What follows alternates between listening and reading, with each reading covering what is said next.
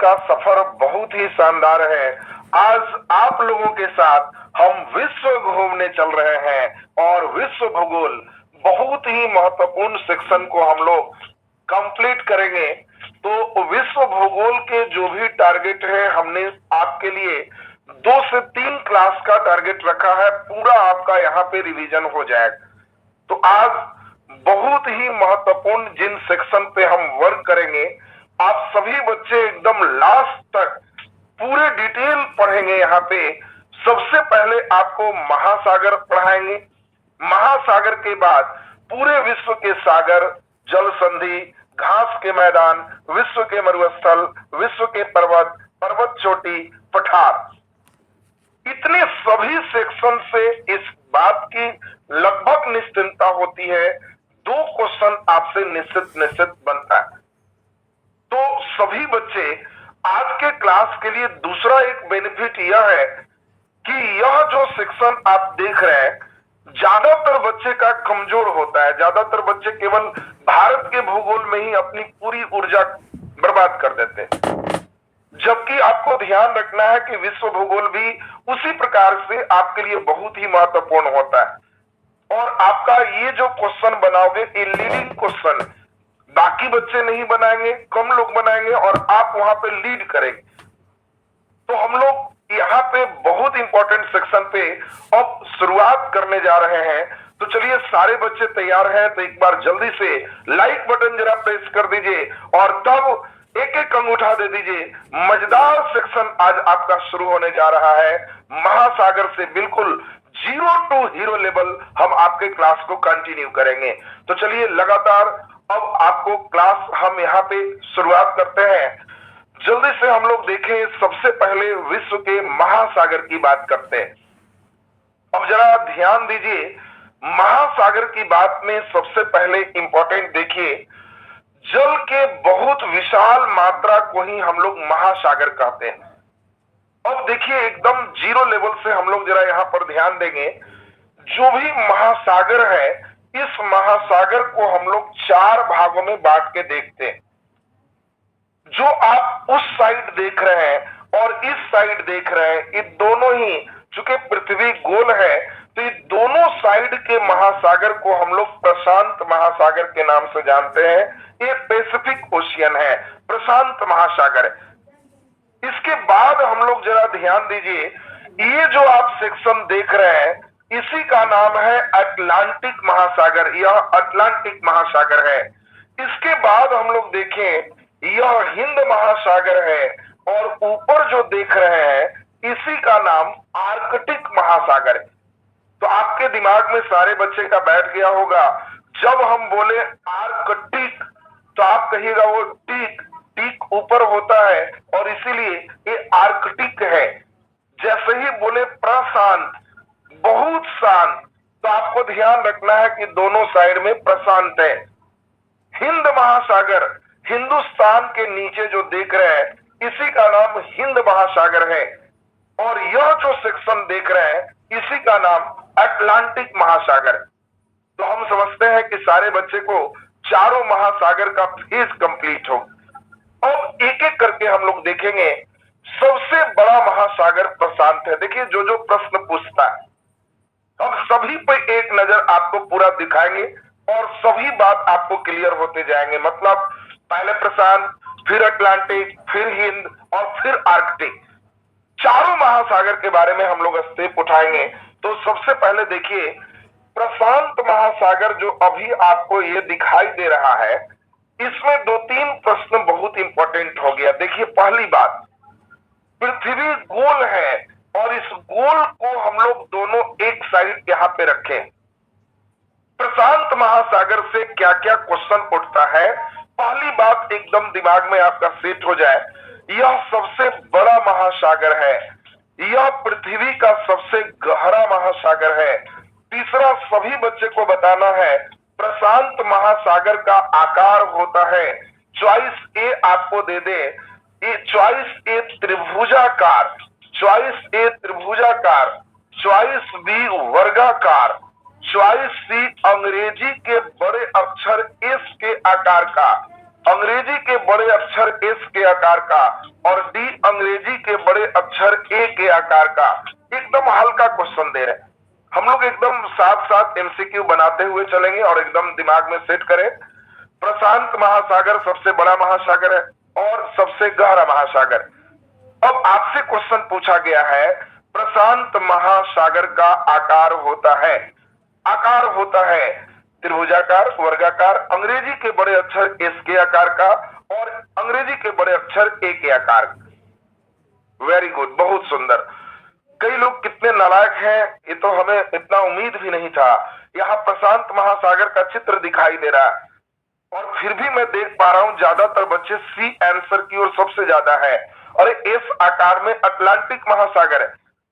कोई लड़का केवल एक ही क्वेश्चन रटे रहता है, सिर्फ एक क्वेश्चन रटे रहता है, सेट बनाने वाला एस आकार मार रहा है। वो केवल रटे रहेगा कि बस आकार पूछेगा महासागर में तो एस मारो, चाहे वो कोई महासागर रहे, वो घर आके समझना। अरे आपको दिया है प्रशांत महासागर, एस आकार में अटलांटिक महासागर, और ये जो तुम देख रहे हो ये साफ दिखाई दे रहा है, ये भी नहीं कि दिखाई नहीं दे, ये जस्ट लाइक ये नीचे की ओर है त्रिभुजाकार, ये ट्रायंगुलर शेप में प्रशांत महासागर है।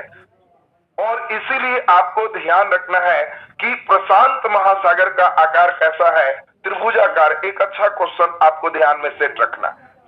दूसरी बात, आपसे क्वेश्चन एक पूछा जाए, बहुत बढ़िया क्वेश्चन है, देखें कितने बच्चे अच्छा सही करते हैं। प्रशांत महासागर में ही पृथ्वी के सबसे गहरा गर्त स्थित, और आपसे पूछा जाए कि बताओ पृथ्वी के सबसे गहरा गर्त कौन है, देखो यही है मेरियाना ट्रेंच। आपको ध्यान रखना है, मेरियाना गर्त जो आप देख रहे हैं, ये मेरियाना गर्त ये पृथ्वी का सबसे गहरा गर्त है, इससे ज्यादा गहरा कहीं पर कोई पॉइंट नहीं है।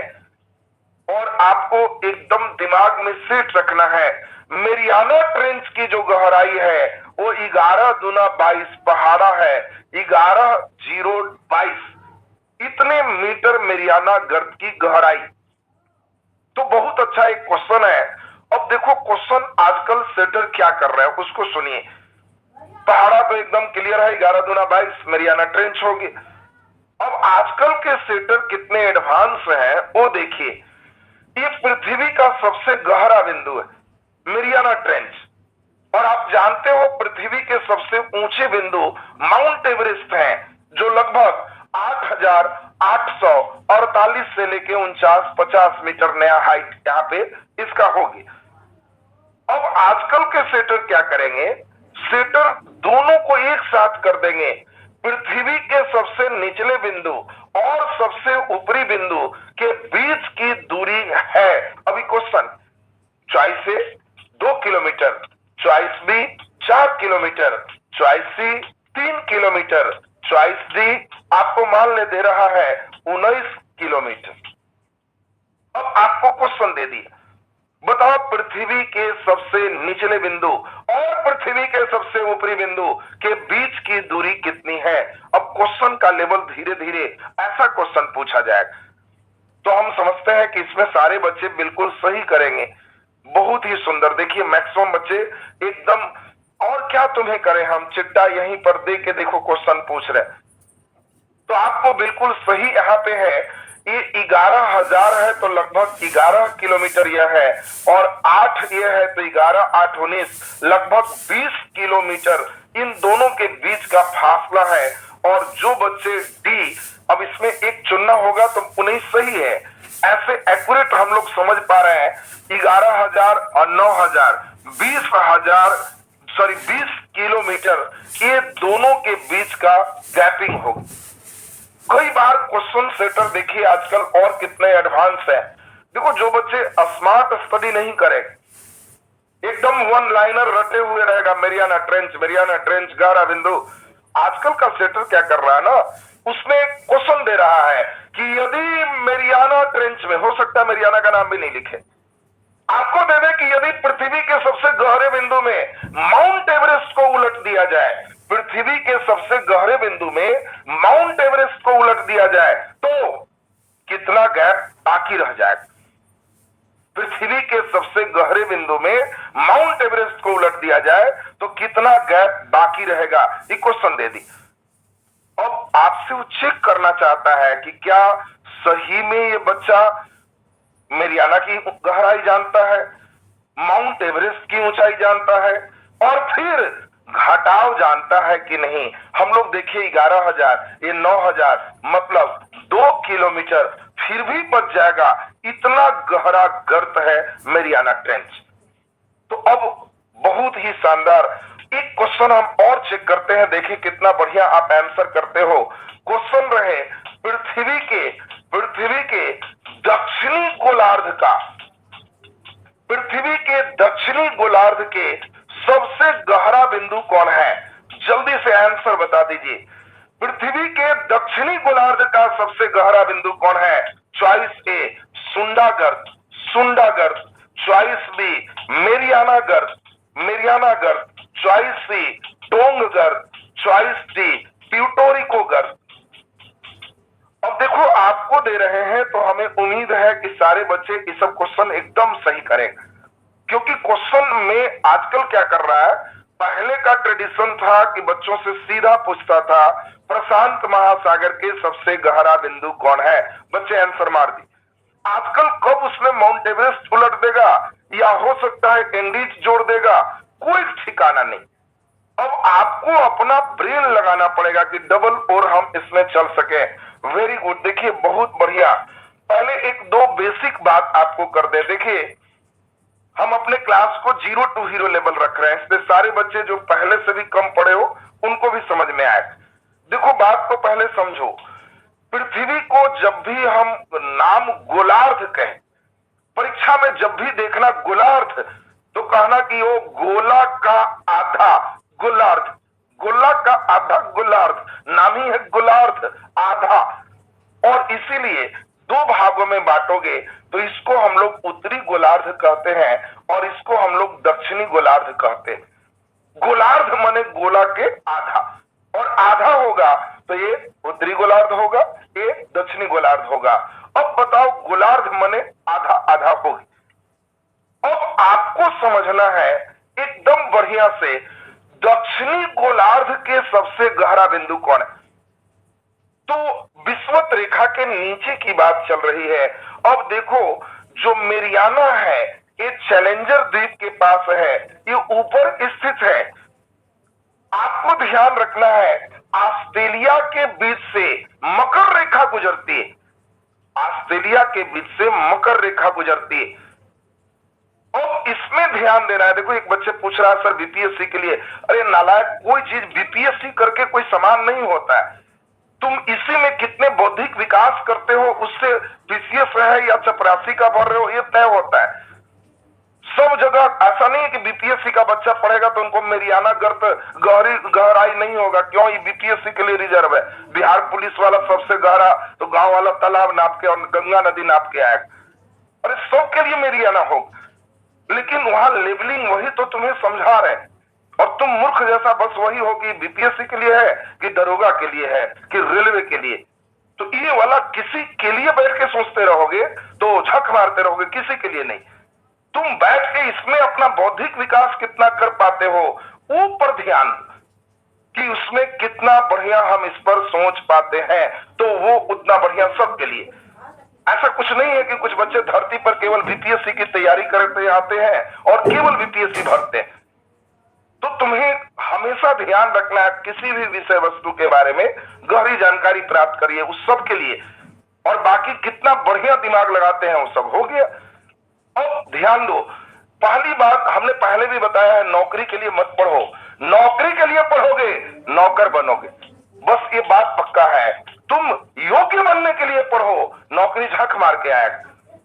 तुम हमेशा ध्यान रखो कि हम किसी भी चीज को इतना ध्यान से पढ़ें कि मेरे अंदर उसके बारे में एक सोचने की क्षमता विकसित हो जाए। नौकरी तो झक मार के तुम्हारे पास हो, और बाकी नौकरी के लिए पढ़ोगे तब नौकर बनोगे, ये बात पक्का है। तो इसीलिए थोड़ा ध्यान दीजिए। अब आपको अभी हमने बताया तो ध्यान से अब सुनो जरा ठीक से। यहां पर जो तुम देख रहे हो प्रशांत महासागर का जो दूसरा गर्त, बहुत इंपॉर्टेंट बात मैं बता रहा हूं। प्रशांत महासागर के लिए जो सबसे दूसरा गर्त है, इसी का नाम है टुंग गर्त। और ध्यान रखना, टुंग गर्त ये दक्षिण गोलार्ध का सबसे गहरा गर्त। टुंग गर्त की भी गहराई लगभग 10,800 मीटर है। अब सोचो, मेरियाना 1122 है, ये पृथ्वी का दूसरा सबसे गहरा पॉइंट। आपको ध्यान रखना है, ये पृथ्वी का दूसरा सबसे पॉइंट गहरा कौन है? तो टुंग गर्त। तो टुंग गर्त आपको ध्यान रखना है, 10,800 मीटर टुंग गर्त की गहराई है। कभी भी आए टुंग गर्त किसका गर्त है? तो यह प्रशांत महासागर का ही गर्त। अगला क्वेश्चन सुनो। अब बीपीएससी लेवल वगैरह में क्या करता है उसको सुनिए। क्वेश्चन तुम्हें दे देगा कि प्रशांत महासागर में गहराई उत्तरी भाग में अधिक है, दक्षिणी भाग में अधिक है, पूर्वी भाग में अधिक है, पश्चिमी भाग में अधिक। फिर क्वेश्चन दे देगा प्रशांत महासागर में जैसे जैसे जैसे जैसे उत्तर पश्चिम में उत्तर से दक्षिण आते हैं, इसकी गहराई बढ़ते जाती है, घटते जाती है। पहले बढ़ता है, फिर घटता है, पहले घटता है, फिर बढ़ता है।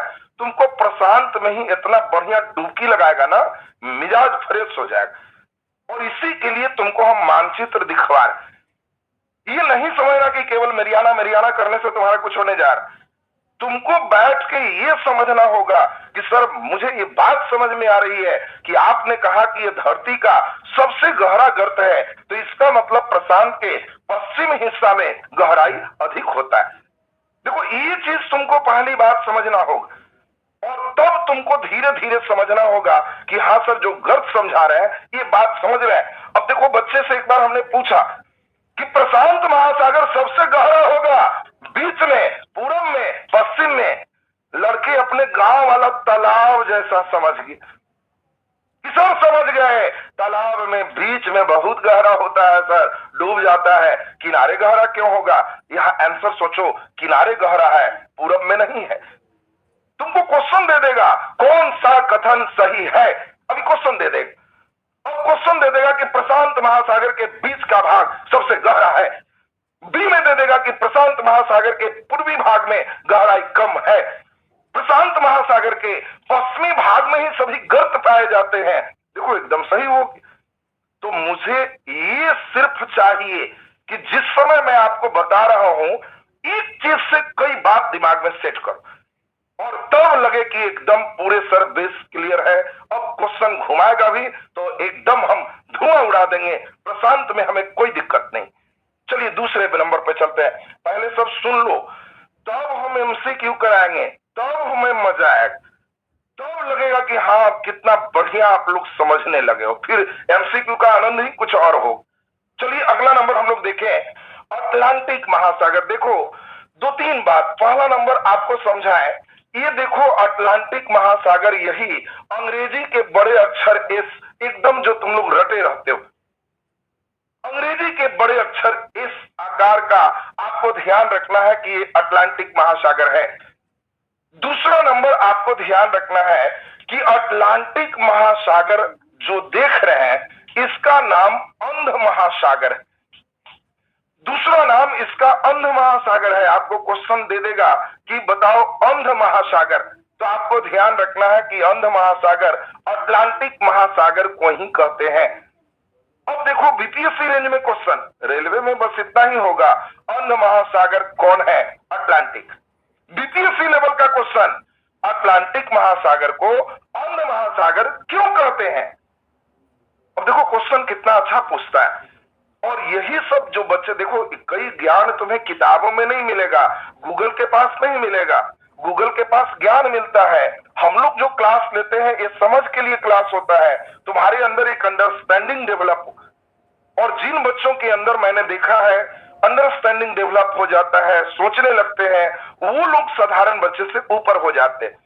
जो बच्चे केवल वन लाइनर रटने वाला होते हैं, वो तो तुमको कहीं मिल जाएगा, उससे रिजल्ट नहीं होगा, बाउंड्री लाइन पर चलो।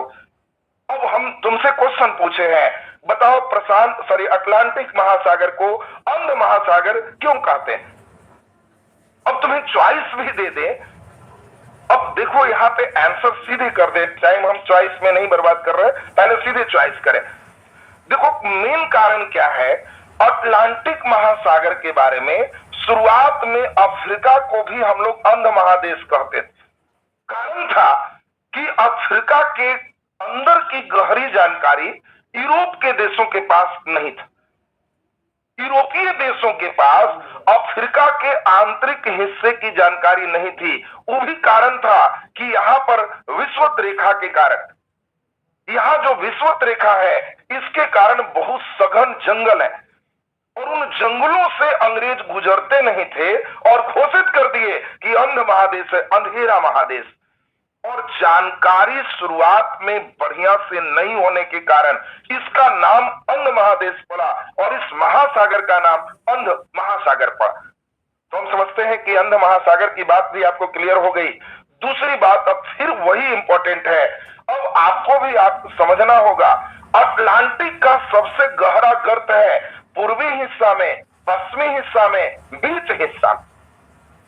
अब देखो कितना अच्छा क्वेश्चन आ रहा, अटलांटिक का सबसे गहरा गर्त है, तो फिर वही आपको ध्यान रखना है कि अटलांटिक का सबसे गहरा गर्त ये पश्चिमी हिस्सा में और इसका नाम पोर्टोरिको गर्त है। पोर्टोरिको गर्त सबसे गहरा गर्त है अटलांटिक महासागर का, लगभग 9,000 मीटर लगभग इसकी गहराई है। आप लोग ध्यान रखना है कि पोर्टोरिको ये पश्चिम हिस्सा में। फिर क्वेश्चन देगा, जल्दी बताओ अटलांटिक की चौड़ाई सबसे कम है। अटलांटिक की, देखो जो बच्चे मानचित्र बढ़िया से नहीं पढ़े होते उन बच्चों को सेटर फंसा लेता है। अब आपको क्वेश्चन दे रहा है कि बताओ अटलांटिक महासागर की चौड़ाई सबसे कम है और चॉइस से देगा उत्तरी भाग में, दक्षिणी भाग में, भूमध्य रेखा के पास। बिल्कुल सभी बच्चे एकदम ध्यान दो, आप सभी लोग देख पा रहे हो कि इसकी सबसे कम चौड़ाई भूमध्य रेखा के पास है क्योंकि उत्तर और दक्षिण में चौड़ाई ज्यादा है। अब क्वेश्चन देगा अटलांटिक महासागर में उत्तर से दक्षिण जाने पर इसकी चौड़ाई चॉइस से एक समान होता है, बी क्रमशः पहले घटता है फिर बढ़ता है, सी पहले बढ़ता है फिर घटता है। अब देखो कितना अच्छा क्वेश्चन दे दिया। अब जो बच्चे इसको मानचित्र पर एक बार क्लास में देखा हुआ है तो कहेगा कि सर एकदम समझ गए, एकदम समझ गए, अंग्रेजी के बड़े अक्षर एस, ऊपर ज्यादा नीचे ज्यादा बीच में कम, मामला फिट। यानी सर एकदम क्लियर हो गया, अटलांटिक महासागर में सबसे कम चौड़ाई कहां होती है, विषुवत रेखा पर होती है। एकदम सही हो। तो हम समझते हैं कि अटलांटिक महासागर के बारे में जो प्रश्न है आप इसको आराम से बना पाए। अब इसके बाद नेक्स्ट हम लोग महासागर चल रहे हैं, ये है हिंद महासागर। देखो हिंद महासागर से 2-3 क्वेश्चन आता है। पहला एक बहुत इंपॉर्टेंट, एकमात्र महासागर है जिसका नाम किसी देश के नाम से है। देखो हिंदुस्तान के नाम से इसका नाम हिंद महासागर। आपसे पूछा जाए कौन सा ऐसा महासागर है जिसका नाम किसी देश के नाम से है तो आप कहोगे कि सर एकदम क्लियर, हिंद महासागर। दूसरी इंपॉर्टेंट बात, हिंद महासागर में देखो अब सब में कितना इंपॉर्टेंट तुम्हें बात बता रहे हैं। देखो प्रायः जो प्रशांत का है पश्चिमी हिस्सा गहरा है, अटलांटिक का भी पश्चिमी हिस्सा गहरा है, लेकिन हिंद महासागर में पूर्वी हिस्सा गहरा है। देखो ऑटोमेटिक की टर्निंग होगी और हिंद महासागर का सबसे गहरा गर्त जो देख रहे हो यहीं पे सुंडा गर्त है। सुंडा गर्त जो देख रहे हो, सुंडा जल संधि वहीं पे है और इसीलिए कभी भी आपसे कहे सुंडा गर्त तो कहना कि सर एकदम समझ गए, सुंडा गर्त हिंद महासागर का सबसे गहरा गर्त है और सुंडा गर्त हिंद महासागर में स्थित है, पूर्वी भाग में, पश्चिमी भाग में, मध्य भाग। तो आंसर पूर्वी भाग। देखिए कितना अच्छा कंसेप्ट आपको बना। आपसे कहेगा कि प्रशांत महासागर में, अब देखो क्वेश्चन हम दे रहे हैं, हम अब उम्मीद करेंगे कि हमारे सभी बच्चे सही कर लेगा, सभी बच्चे का सही हो जाएगा। जल्दी बता दो प्रशांत महासागर में अगर हम पश्चिम से पूरब जा रहे हैं, पश्चिम से पूरब जा रहे हैं, वेस्ट टू ईस्ट जा रहे हैं तो इसकी गहराई चॉइस ए बढ़ते जाएगा, चॉइस बी घटते जाएगा, चॉइस सी अपरिवर्तित रहेगा और चॉइस डी कुछ कहा नहीं जा सकता है, तो हम समझते हैं कि हमारे सभी बच्चे ऐसे प्रश्न का आंसर दे सकते हैं।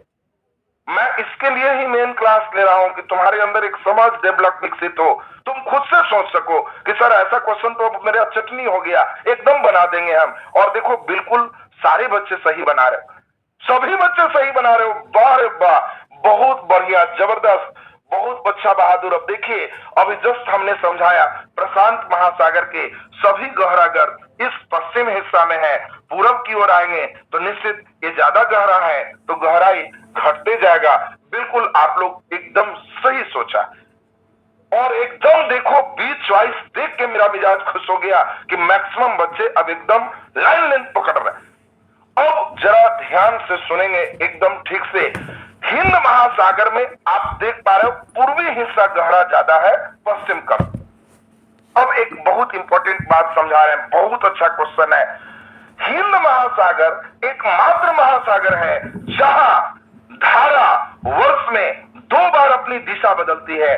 देखो बहुत बढ़िया क्वेश्चन है, इस प्रश्न पर आप ध्यान दीजिए। देखो मेन तो क्वेश्चन का लेबलिंग समझना है और तब आपको मजा आएगा परीक्षा हॉल में। सबसे इंपॉर्टेंट बात हमने क्या बताया, हिंद महासागर में जो धारा की दिशा होती है वर्ष में 2 बार बदल जाती है, मॉनसून के कारण बदलती है। ये लाइन बिल्कुल क्लियर रखना, क्वेश्चन देगा किस महासागर में जल के धारा की दिशा वर्ष में 2 बार बदलती है, तो आप कहना कि सर समझ गए, ये मॉनसून के कारण हिंद महासागर की दिशा वर्ष में 2 बार बदलती। चलिए बहुत ही शानदार। महासागर में लास्ट हम लोग देखें आर्कटिक महासागर, नाम ही बेचारा का टिक है, टिक ये ऊपर है और ऊपर नॉर्थ पोल है। तो आर्कटिक का पहला क्वेश्चन होगा कौन सा महासागर उत्तरी ध्रुव के नजदीक।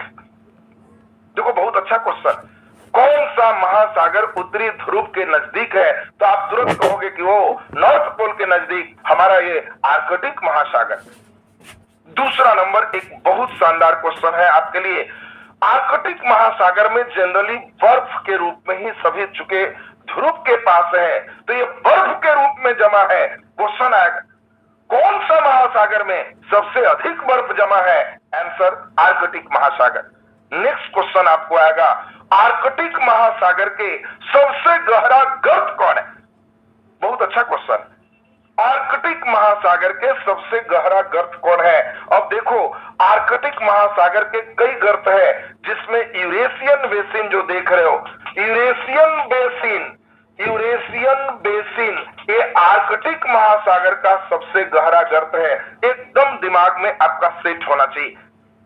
तो हम लोग ये बात बिल्कुल दिमाग में सेट हो गया, उत्तरी ध्रुव के नजदीक कौन है, आर्कटिक महासागर।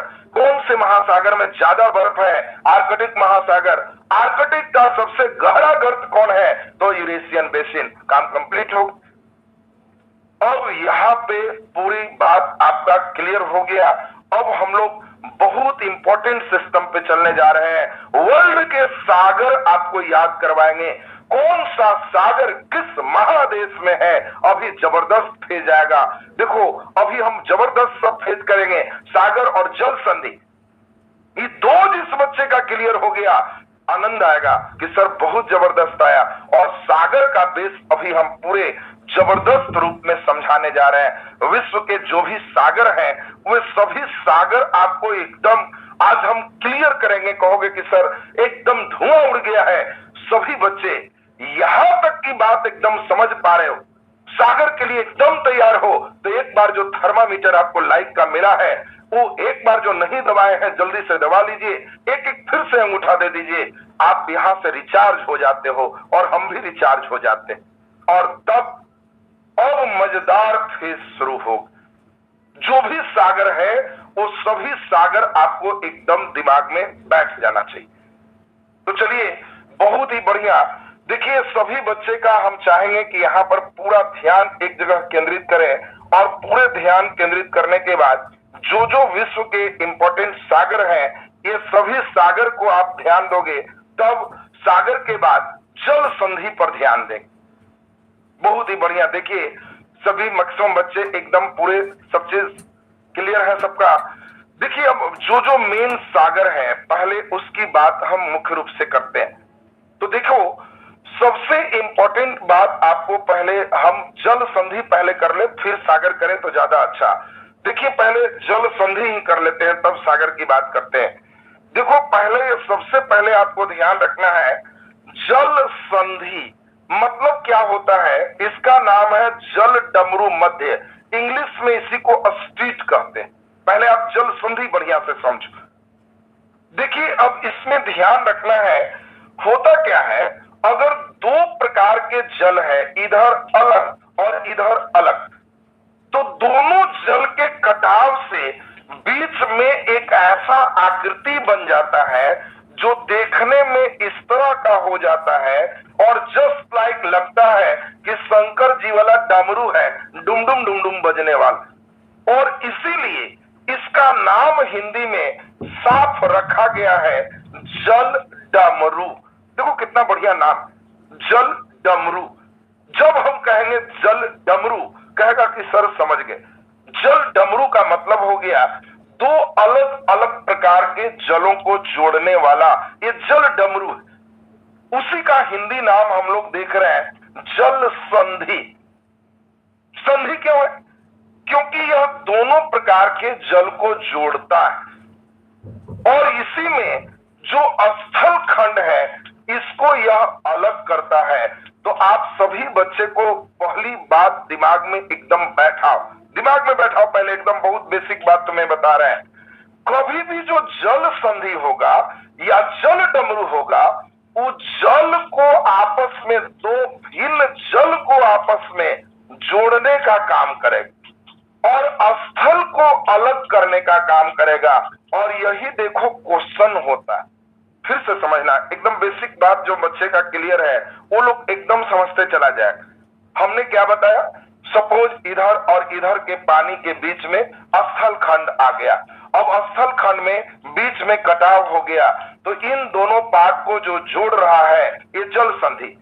तो जल संधि अलग अलग प्रकार के जल को जोड़ता है और स्थल को अलग करता है। ये जो तुम देख पा रहे हो, ऊपर स्थल नीचे स्थल, उसको अलग कर दिया। और इसीलिए आपको क्वेश्चन क्या पूछेगा, ये फलाना जल संधि किसको किसको अलग करता है, समझना स्थल को अलग करे। यह जल संधि किसको किसको जोड़ता है, समझना जल वाले भाग को जोड़े। और हम लोग एकदम जीरो लेवल से आपको चल रहे हैं, आपको एकदम यहां पर ध्यान देना है कि हाँ एकदम याद हो गया सर, कोई दिक्कत हमें नहीं है। देखिए, सबसे पहला जल संधि हम चलते हैं जो अटलांटिक महासागर में स्थित है। अब अटलांटिक महासागर के जो भी जल संधि, सभी जल संधि हम एक साथ चले या पहले प्रशांत से ही चलते हैं। यहां पे एक जल संधि है, इस जल संधि का नाम है बेरिंग जल संधि। देखो, हम चाहेंगे सभी बच्चे को क्लास में ही एकदम याद हो जाए। बेरिंग जल संधि, आपको ध्यान रखना है कि सर बेरिंग, गांव में हम नाम सुने हैं बॉल बेरिंग, बॉल बेरिंग का नाम सुने हैं और बॉल बेरिंग का मतलब हो गया उसी के सहारे जुटना। तो देखो, इधर और उधर वाला पार्ट, इधर, इन दोनों को जोड़ने वाला एक बेरिंग जल संधि। यानी पहली बात आपको बिल्कुल क्लियर है कि बॉल बेरिंग जो बेरिंग जल संधि है, यह यहां पे है अमेरिका और इधर से है एशिया। अमेरिका को एशिया से अलग करता है। कभी भी आपको आए बेरिंग जल संधि किसे अलग करता है, तो उत्तरी अमेरिका को एशिया महादेश से अलग करता है।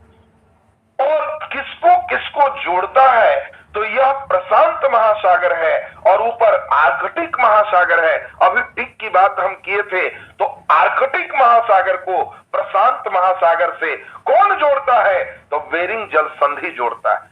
देखो, अब धीरे धीरे आपका एकदम क्लियर होगी। अब यहां से लेवल का क्वेश्चन सुनो, देखो कितना अच्छा लेवल का क्वेश्चन देगा। आपको कहेगा कौन सी जल संधि, क्वेश्चन सुनेंगे बढ़िया से, कौन सी जल संधि अब आपको देगा कि अंतरराष्ट्रीय, कौन सी जल संधि अंतरराष्ट्रीय समय रेखा के नजदीक है, अंतरराष्ट्रीय समय रेखा के नजदीक है। चॉइस ए बेरिंग जल संधि, चॉइस बी लिब्राडोर जल संधि, लिब्राडोर जल संधि। चॉइस सी डोवर जल संधि।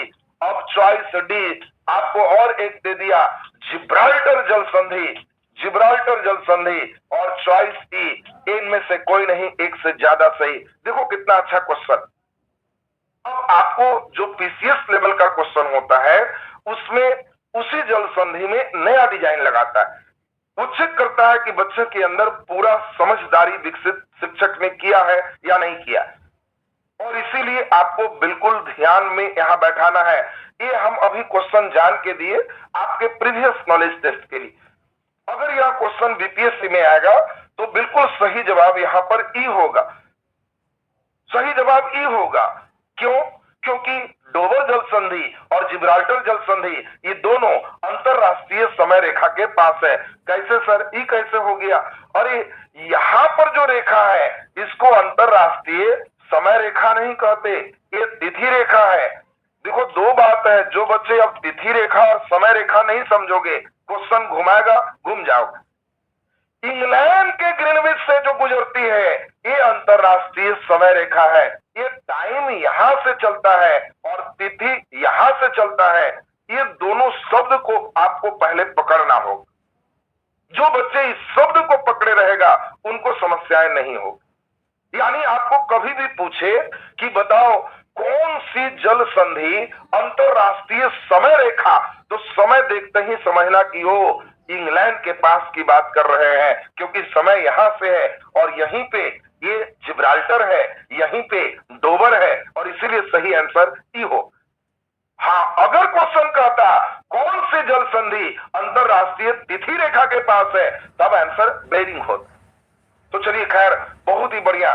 जितने ठोकर खाओगे उतना ही तेज होते जाओ, उतना ही तेज होते जाओगे। जिन जिन बच्चों का गलती होते जा रहा है वो एकदम आपको ध्यान रखना है कि बस गलती से सीखते चले जाना। यानी आपको पहला नंबर हमने बताया बेरिंग जल संधि। हम समझते हैं बॉल बेरिंग से सारे बच्चे के दिमाग में आ गया कि बेरिंग जल संधि उत्तरी अमेरिका को एशिया से अलग करता है। बेरिंग जल संधि नीचे आपने देखा प्रशांत महासागर को आर्कटिक महासागर से जोड़ता है। अब आपको ध्यान रखना है कि बेरिंग जल संधि अंतरराष्ट्रीय तिथि रेखा के नजदीक है। तिथि रेखा शब्द देगा तो बेरिंग सही आंसर। अगला नंबर आपको खुद ध्यान रखना है कि इसमें अगला जल संधि हम लोग चल रहे हैं। तो नेक्स्ट जल संधि एकदम आसान आपसे कहा जाए कि बताओ, अब यहां पे हम कहें कि बताओ यहां कौन सी जल संधि है, अब इस जल संधि की बात करें तो देखो एक बात आपको समझा दे। यहां जो नीचे देख रहे हो यह जो सागर है, इस सागर का नाम क्या है पहले तो ये बताओ। देखिए कितने बच्चे को मालूम है ये नीचे जो सागर है, ऐसे हम आपको बता दें, अभी चूंकि बताया नहीं तो पहले हम बता दें, इसको हम लोग कैरेबियन सागर के नाम से जानते हैं। यह सागर का नाम है कैरेबियन सागर। और आपको ध्यान रखना है पनामा सागर नहीं, ये कैरेबियन सागर है। पनामा नहर होगा और पनामा नहर इन दोनों को जोड़ने का काम करेगा। तो ये कैरेबियन सागर है और कैरेबियन सागर को अटलांटिक महासागर से एक जोड़ता है। आपको बताना है इस संधि का नाम क्या है, इस जल डमरू का नाम क्या है। जल्दी से आंसर दे दीजिए। कौन सी जल संधि कैरेबियन सागर को अटलांटिक महासागर से जोड़ता है? जल्दी से आंसर दीजिए। देखिए कितने बच्चे एकदम आंसर दे रहे हैं। कैरेबियन सागर को अटलांटिक महासागर से कौन जोड़ता है? जल्दी आंसर दो। नहीं, अच्छा चलो पहले ये देख लो, पहले ये देख लो, इसका नाम क्या है? ग्रीनलैंड। यह है ग्रीनलैंड, यहां पे है कनाडा, और ग्रीनलैंड से कनाडा के बीच में जो जल संधि है ये सबसे चौड़ी जल संधि, ये सबसे चौड़ी जल संधि है और इसी संधि का नाम है डेविस जल संधि। जब हम कहेंगे डेविस जल संधि तो आपको ध्यान रखना है कि सर समझ गए, डेविस जल संधि जो है ये ग्रीनलैंड से कनाडा को अलग करता है और यह जो खाड़ी है बेफिन की खाड़ी को अटलांटिक महासागर से जोड़ता है। आपको कभी भी कहें कि डेविस तो कहना बेफिन की खाड़ी को अटलांटिक महासागर से जोड़ता है और ग्रीनलैंड से कनाडा को अलग करता है। और यहाँ पे शानदार क्वेश्चन, शानदार क्वेश्चन सुनो। डेविस बोलेंगे तो इधर और डोबर बोलेंगे तो यहां। आपको देखो एकदम रटवा दे, याद हो जाएगा। जब हम बोलेंगे डोबर तो कहना डोबर मने गोबर। आप गोबर फेंको इंग्लैंड पर, क्यों? भारत पर कब्जा किया। एकदम देखो दिमाग में आपको सेट हो गया। डोबर मने गोबर, आप गोबर फेंको इंग्लैंड पर। ये लाइन हम समझते हैं कि अब कभी नहीं भुलाओगे। डोबर और डेविस में बच्चे बड़ा कंफ्यूज होते। जब हम बोलेंगे डेविस कहना ग्रीनलैंड कनाडा डेविस, लेकिन डोबर कहना डोबर माने गोबर, फेंक दीजिए इंग्लैंड पर। और इसीलिए जैसे ही हम कहेंगे डोबर तो आप कहोगे कि सर समझ गए, डोबर उत्तरी सागर को अटलांटिक महासागर से मिलाता है। उत्तरी सागर को अटलांटिक महासागर से मिलाता है और डोबर इंग्लैंड को फ्रांस से अलग करता है। डोबर इंग्लैंड को फ्रांस से अलग करता है। तो हम समझते हैं कि ये डोबर जल संधि भी परमानेंट हो गया। अगला नंबर देखो, एक बहुत इंपॉर्टेंट है, यहां की जल संधि। ये संधि आपके लिए बहुत इंपॉर्टेंट है।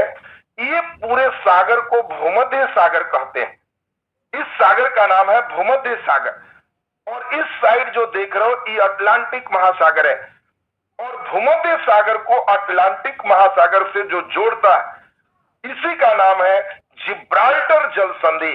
बहुत इंपॉर्टेंट है। जिब्राल्टर जल संधि जब भी कहेंगे तो दो बात, एक तो यह यूरोप को अफ्रीका महादेश से अलग करता है। यूरोप में अगर हम लोग देखें तो यहां पर अफ्रीका में देखें तो नीचे वाले देश का नाम है मोरक्को। अफ्रीका में जो देश है उसका नाम है मोरक्को और इधर जो देश देख रहे हो इसका नाम है स्पेन। आपसे देखो दोनों क्वेश्चन पूछता है, कौन सी जल संधि यूरोप से अफ्रीका को अलग करता है? तो जिब्राल्टर। कौन सी जल संधि स्पेन को मोरक्को से अलग करता है? तो जिब्राल्टर। अगला और बढ़िया क्वेश्चन आएगा, भूमध्य सागर की कुंजी किसे कहते हैं? तो जिब्राल्टर जल संधि को कहते हैं। कुंजी मतलब चाबी। अब तुम ही बताओ, ये भूमध्य सागर में इन करना है तो जिब्राल्टर जल संधि से ही इन करेंगे और इसीलिए जिब्राल्टर जल संधि इन दोनों को हम लोग चाबी के रूप में यूज करते हैं। किसका? भूमध्य सागर की चाबी। तो देखिए बहुत ही बढ़िया आप लोग समझ रहे हैं। अब यहाँ पे आपको ये लाइन स्टेप एकदम क्लियर। अब हम लोग नेक्स्ट अगले नंबर पर चलते हैं। कई जल संधि है और अगला संधि हम समझते हैं कि सभी लोग को एकदम क्लियर हो जाएगा। देखो जरा ठीक से देखना जरा। अगला जल संधि यहाँ पे कर रहे हैं तो पहला अभी आपने जो देखा तेजी में आपको रिवीजन करा दें। हमने आपको दिखाया पहला नंबर यहाँ बेरिंग जल संधि, दूसरा नंबर आपने देखा डेविस जल संधि, तीसरा नंबर आपने देखा डोबर जल संधि, चौथा नंबर आपने देखा ये यहाँ जिब्राल्टर जल संधि। जिब्राल्टर तक आपका बिल्कुल क्लियर हो। अब आपको यहां पर ध्यान रखना है, यह जो देख रहे हो इसका नाम है लाल सागर। ये लाल सागर है और यही भूमध्य सागर और लाल सागर को स्वेज नहर जोड़ता है। अब आपको एकदम बहुत अच्छा क्वेश्चन आएगा। एक जल संधि यहाँ पे और सब लोग नाम जानते होंगे, बाब उल मंडेव। अब आपको कहेगा कि बताओ बाब उल मंडेव जल संधि किसे किसे जोड़ता है और किसे किसे अलग करता है? बहुत शानदार क्वेश्चन। आपको ध्यान रखना है, अरब को अफ्रीका से अलग करने वाला बाब उल मंडेव जल संधि है। आपको कभी भी देगा कि बताओ अरब से अफ्रीका को अलग कौन करता है? तो बाब उल मंडेव जल संधि है। फिर क्वेश्चन हम यही दे दें कि किसको किसको मिलाता है? तो ये लाल सागर है और इसको अदन की खाड़ी कहते हैं। बस हो गया। बाब उल मंडेव किसे किसे मिलाता है? लाल सागर और अदन की खाड़ी को मिलाता है और अफ्रीका से ये अरब को अलग करता है। हम समझते हैं कि यह लाइन भी सबका बिल्कुल क्लियर। देखो पहले 10 हम बिल्कुल कर लेंगे, 10 के बाद तब आपसे हम पूछेंगे कितना बढ़िया आप इसको सही कर पाते हो।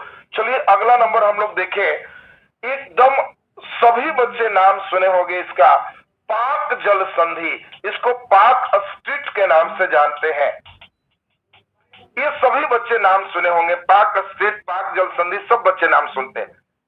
और इसीलिए अब एकदम ध्यान में सेट रखो, पाक जल संधि भारत से श्रीलंका को अलग करता है। इसी को दे देगा बिल्कुल पाक जल डमरू मध्य, तो बिल्कुल वही हो जाएगा कि यह भारत से श्रीलंका को अलग करता है। और यह मन्नार की खाड़ी को किससे जोड़ता है? हिंद महासागर से जोड़ता है। तो मन्नार की खाड़ी को हिंद महासागर से जोड़ता है, बिल्कुल आपका एकदम क्लियर। अगला नंबर देखो, बहुत शानदार आपसे कहें, यहां पर एक जल संधि है, सारे बच्चे नाम जानते होंगे, कुक जल संधि। जल्दी बोल दो, कुक जल संधि। कुक जल संधि किसको किसको अलग करता है? जल्दी से आंसर दे दीजिए। तो बिल्कुल सही आंसर है, उत्तरी न्यूजीलैंड को दक्षिणी न्यूजीलैंड से अलग कौन करता है? कुक जल संधि अलग करता है। जैसे ही पूछेंगे कुक जल संधि, कहना उत्तरी न्यूजीलैंड को दक्षिणी न्यूजीलैंड से अलग करता है। और यह तस्मान सागर है और प्रशांत महासागर है, इन दोनों को जोड़ने का काम करता है। तस्मान सागर और प्रशांत महासागर को जोड़ने का काम करता है कौन? कुक जल संधि। चलिए अगला नंबर हम लोग देखें, कम से कम 5 जल संधि और देख लें जो जो इंपॉर्टेंट है, तो वहां से लाइन आपका एकदम क्लियर होगी। अच्छा जल्दी बता दो, एक जापान में यहां पे भी बड़ा इंपॉर्टेंट संधि है, इसका नाम है सुगारू जल संधि। आपसे पूछा जाएगा कि बताओ सुगारू जल संधि किसको किसको जोड़ता है और किसको किसको अलग करता है? एकदम हल्का, इधर है जापान सागर, इधर है प्रशांत महासागर, तो सुगारू जल संधि जापान सागर को प्रशांत महासागर से जोड़ता है। और जापान में 2 मेन द्वीप है, एक द्वीप का नाम है होन्शु द्वीप और दूसरा का नाम है होक्काइडो द्वीप। और यही ध्यान रखना है, सुगारू जल संधि जो है यह होन्शु द्वीप को होक्काइडो द्वीप से अलग करता है। एक बहुत बढ़िया क्वेश्चन। तो आपको जब भी कभी भी कहे कि सुगारू, तो आप कहना कि सर समझ गए, सुगारू होन्शु द्वीप को होक्काइडो द्वीप से अलग करता है। तो जो इंपॉर्टेंट जल संधि था, एक नजर हम आपको यहां पर दिला दिए। नेक्स्ट अगले नंबर हम लोग चले, घास के मैदान। 2 मिनट सारे बच्चे को खूब बढ़िया से मेरे साथ समझना हो। 2 मिनट जो बच्चे एकदम कंसेप्ट ध्यान दे दोगे, उनको स्टेप एकदम क्लियर हो जाएगा। जरा ध्यान से सुनो। पहले हम लोग ये देखें कि ये पृथ्वी में, आपको ध्यान रखना है कि इसमें ठीक बीच में 0 डिग्री, ये विषुवत रेखा है, इक्वेटर। जैसे ही हम 23.5 डिग्री, पहले आपको 1-2 बात पूछ ले तब ज्यादा समझ में आएगा।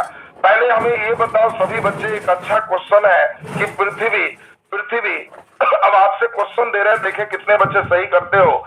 36 से कितना झुका है? जल्दी से आंसर कीजिए।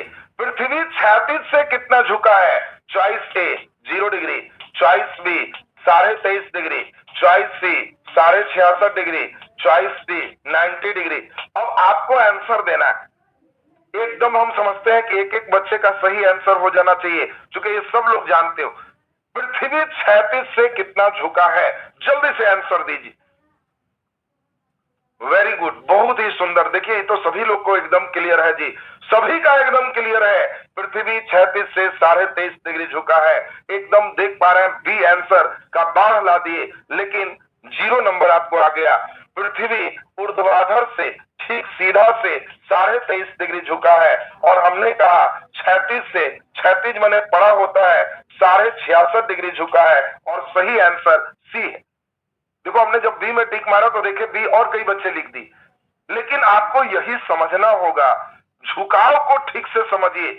अगर देगा पृथ्वी ऊर्ध्वाधर से कितना झुका है? 23.5। 36 से कितना झुका है? तो 66.5। और ये लाइन देखो, अभी जो समझाने जा रहे हैं, सारे बच्चे को दिमाग में अब सेट करना है।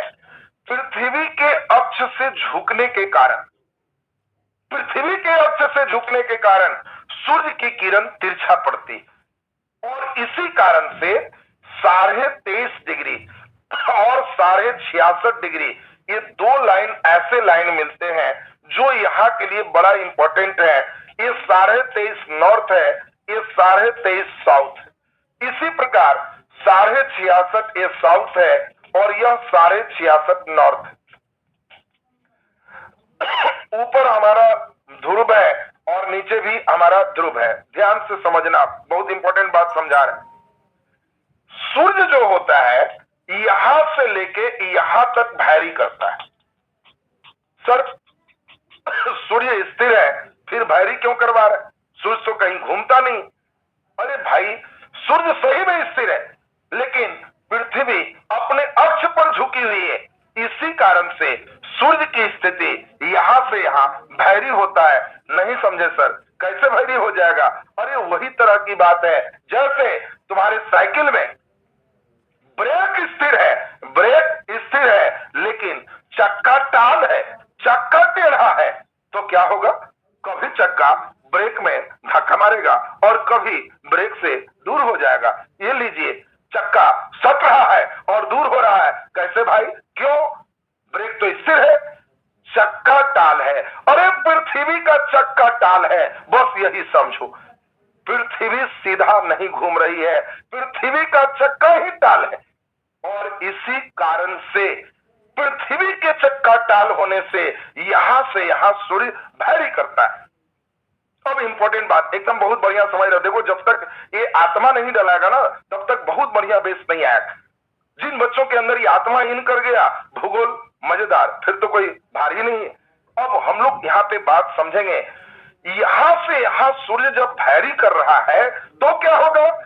इन क्षेत्रों में बहुत ज्यादा गर्मी पड़ती है और इसीलिए इन क्षेत्रों को उष्ण कटिबंधीय क्षेत्र कहते हैं। उष्ण कटिबंधीय का मतलब, उष्ण का मतलब गर्म होता है, ये गर्म क्षेत्र है। और देखो क्वेश्चन कैसे आए, तुमको दे देगा निम्नलिखित में कौन उष्ण कटिबंधीय मरुस्थल है? विश्व का सबसे बड़ा उष्ण कटिबंधीय मरुस्थल कौन है? जनरली लड़का क्या करता है, क्या शीत कटिबंधीय क्या उष्ण कटिबंधीय वो सब वो नहीं पढ़ता, वो केवल एक लाइन रटे रहता है, सबसे बड़ा मरुस्थल पूछेगा सहारा मार के आएंगे और पूछ देगा कि सबसे बड़ा शीतोष्ण कटिबंधीय मरुस्थल कौन है, मारोगे सहारा हो जाओगे बेसहारा। क्यों? क्योंकि क्वेश्चन घुमा दिया। अब आपको यही चीज जिन बच्चों को समझ में आएगा कि हमें कहां के बारे में दे रहा है, तब जाके आपका आंसर सही होने लगेगा कि सर अब एकदम गड़बड़ नहीं होता। इस बेल्ट को हम लोग उष्ण कटिबंधीय कहते, यहां गर्मी बहुत ज्यादा होता है। दूसरी बात, सबसे मजेदार बात एक समझाए तुमको तो बड़ा आश्चर्य होगा। इस बेल्ट में, विषुवत रेखा के बेल्ट में सबसे ज्यादा गर्मी, और यहाँ पे एक और खासियत है, प्रतिदिन वर्षा। देखो ये भी एक इंपॉर्टेंट बात तुम्हें समझा रहे हैं। प्रतिदिन वर्षा और डेली वर्षा होने के कारण इन क्षेत्रों में जो घास होते हैं, देखो बड़ा इंपॉर्टेंट चीज हम तुम्हें समझा रहे हैं, चूंकि हम पढ़ाने जा रहे हैं घास के मैदान, तो सभी बच्चे को पहले इस नेचर को समझना होगा। इस नेचर को जब तक नहीं समझोगे तब तक तुम्हें बहुत आनंद नहीं आएगा। और इसीलिए इन क्षेत्रों में जो घास होंगे, ये सब लोग समझ रहे होंगे कि ये बड़े बड़े घास होंगे। क्यों बड़े बड़े होंगे सर? क्योंकि यहाँ डेली वर्षा होती है, क्योंकि यहाँ काफी गर्मी पड़ती है। जब गर्मी ज्यादा होगा, वर्षा डेली होगा, तो घास बड़ा बड़ा होगा। और सर बड़ा बड़ा घास होगा तो गाय भैंस पालने में मजा आएगा, हम भी 50 बकरी पालेंगे, ये तो बड़ा मजेदार होगा क्योंकि घास वहां बहुत अच्छा होगा। दुखद बात सुनो, इतने बड़े बड़े घास होंगे कि ना गाय खाएगा, ना भैंस खाएगा, ना बकरी खाएगी। क्यों? क्योंकि इसको झलासी कहते हैं। तुम लोग भी देखा होगा, हम लोग के यहाँ भी दो तरह के घास होते हैं। एक घास तुम देखा होगा छोटे छोटे होते हैं, और छोटे छोटे वाले जो घास है वो घास गाय भैंस बकरी सब चरती है। दूसरा तुम देखे होगे खेत में बड़े बड़े झलासी होते हैं। वो जो बड़े बड़े झलासी देख रहे हो, तुम समझ जाना कि सर वो बड़ा बड़ा झलासी का मतलब उष्ण कटिबंधीय घास है, और उस घास का कोई उपयोग नहीं है, कोई बहुत ही उसका नहीं है। गाय भैंस नहीं चरेगी, यहाँ जीव जंतु नहीं पाले जाएंगे घास के बदौलत। ये लाइन तुमको समझना हो। अब देखिए कई लड़के केवल हम एक ही चीज देखते हैं, पास और डाउन याद कर लिया, और यहाँ मालूम चला कि लो पूछ रहा है निम्नलिखित में कौन घास उपयोगी है? और मालूम चल रहा है उष्ण कटिबंधीय घास, शीतोष्ण कटिबंधीय घास, शीत कटिबंधीय घास। वो तो बेचारा खाली रट के गया था। डाउन्स कहाँ है और पंपास कहाँ है, यहाँ मालूम चला कि लोग कंसेप्ट पर क्वेश्चन पूछ दिए। तो अब आपको ये बात समझनी होगी, बहुत ही बढ़िया आप समझ रहे हो।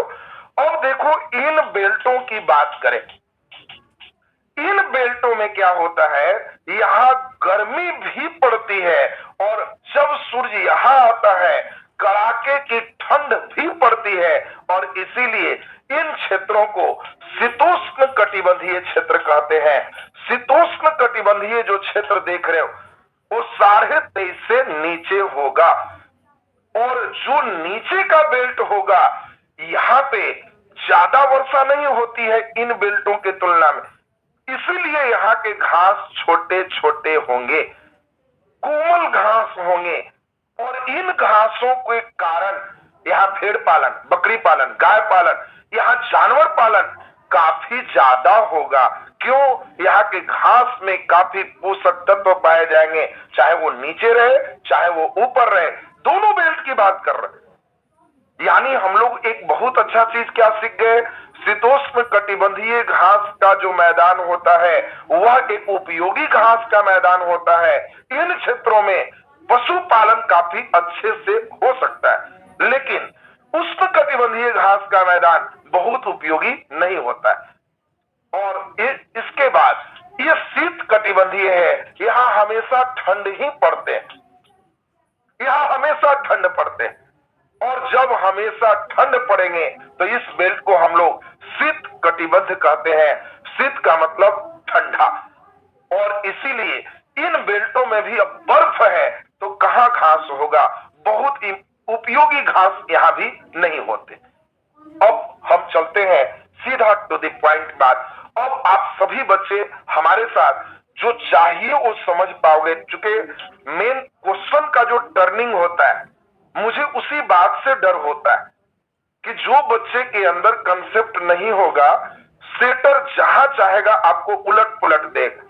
एक बार कंसेप्ट बना लोगे तो क्वेश्चन देख के मुस्कुराओगे कि यही घुमाए हो, ये तो यही आंसर होगा, हम इसको समझ रहे। अब देखो जरा, अभी हम थोड़ी सी बात समझाएंगे और फिर तुमसे क्वेश्चन पूछेंगे। देखो सबसे पहला तो इंपॉर्टेंट बात तुम्हें क्या समझाए, ये 3 लाइन को ठीक से समझो। ये 23.5 डिग्री ये कर्क रेखा का लाइन है जो भारत के बीच से गुजरता है, और ये 23.5 डिग्री ये मकर रेखा का लाइन है जो ऑस्ट्रेलिया के बीच से गुजरता है।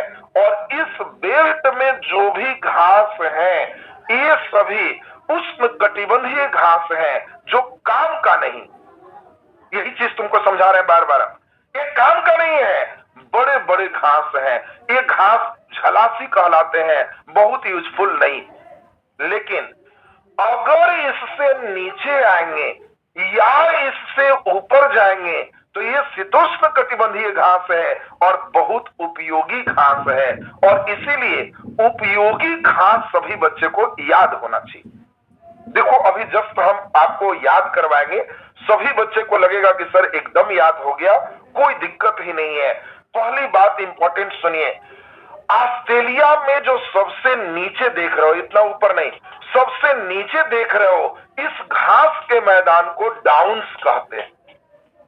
देखिए एकदम दिमाग में सेट करना है, बीसीएस लेवल की जो बच्चे तैयारी कर रहे हो, जो ग्रेजुएशन के एग्जाम लेवल पे दे रहे हो, दरोगा दे रहे हो, बीपीएससी दे रहे हो, उन बच्चों से आशा किया जाता है कि ये बच्चे केवल डाउन्स को रटेगा नहीं, समझे रहेगा। आपको पूछेगा ऑस्ट्रेलिया में डाउन्स घास का मैदान है, इसके उत्तर पूर्वी भाग में, इसके दक्षिण पूर्वी भाग में, इसके उत्तर पश्चिम भाग में, इसके दक्षिण पश्चिम भाग में। अब ये आपसे उम्मीद की जाती है कि जो बच्चे ग्रेजुएशन लेवल का एग्जाम दे रहे हैं उन बच्चों के अंदर ये बिल्कुल कंसेप्ट आना चाहिए। और सारे बच्चे को समझ में आ गया कि सर समझ गए, ऑस्ट्रेलिया में जो डाउन्स घास का मैदान है यह ऑस्ट्रेलिया के दक्षिण पूर्वी भाग में स्थित है, ये बेस आपका होगी। दूसरा, कई बार हमने देखा है क्वेश्चन जब पीसीएस लेवल पे जाते हैं तो जान के देखो कितना खतरनाक क्वेश्चन पूछा। अब एक बार का क्वेश्चन देखे तो मुझे इस बात की चिंता हो गई, पता नहीं बच्चे बेचारे क्या समझे होंगे। अब तुम ही बताओ, डाउन्स कैसा घास का मैदान है? उष्णकटिबंधीय घास का मैदान, शीतोष्ण कटिबंधीय घास का मैदान, शीत कटिबंधीय घास का मैदान। अब आपसे पूछा जाए डाउन्स कैसा घास का मैदान? सभी बच्चे समझ गए, इस लाइन से नीचे होने का मतलब शीतोष्ण कटिबंधीय घास का मैदान है, और इसीलिए बिल्कुल सही जवाब है डाउन्स शीतोष्ण कटिबंधीय घास का मैदान। फिर हम लोग क्या समझे, जो शीतोष्ण कटिबंधीय घास का मैदान होगा उपयोगी होगा, यहाँ पशुपालन होगा, और इन क्षेत्रों में भेड़ पालन बहुत अच्छे से किए जाते हैं। और ऑस्ट्रेलिया में इसी डाउन्स के मैदान में मेरिनो भेड़ पाले जाते हैं। क्वेश्चन दे देगा, क्वेश्चन बड़ा खतरनाक देगा, क्वेश्चन तुम्हें दे देगा कि बताओ ऑस्ट्रेलिया के किस क्षेत्र में भेड़ पालन अधिक होता है। फिर आंसर वही है, ऑस्ट्रेलिया के दक्षिण पूर्वी भाग में। जो बच्चे एक बार कंसेप्ट बना लेता है सब क्लियर, नहीं तो बाकी बच्चे बेचारे भेड़ बांधने में ही लगा रहता है, भेड़ इधर भेड़ इधर भेड़ इधर, कंसेप्ट नहीं उसके पास। अब सभी बच्चे एकदम ध्यान से, सबका एक क्लियर हो गया। अगला नंबर हम लोग चलेंगे तो देखो, जब हम दक्षिण अफ्रीका की बात करेंगे तो यहां शीतोष्ण कटिबंधीय एक घास का मैदान है जिसका नाम है वेल्ड। वेल्ड भी शीतोष्ण कटिबंधीय घास का मैदान है क्योंकि ये इस लाइन के नीचे। फिर अर्जेंटीना की जब बात करेंगे तो यहाँ पे एक घास का मैदान है अर्जेंटीना में जिसका नाम है पंपास। और देखो एकदम दिमाग में बैठाओ, पंपास जो घास का मैदान देख रहे हो ये कहाँ है? दक्षिण अमेरिका के अर्जेंटीना में।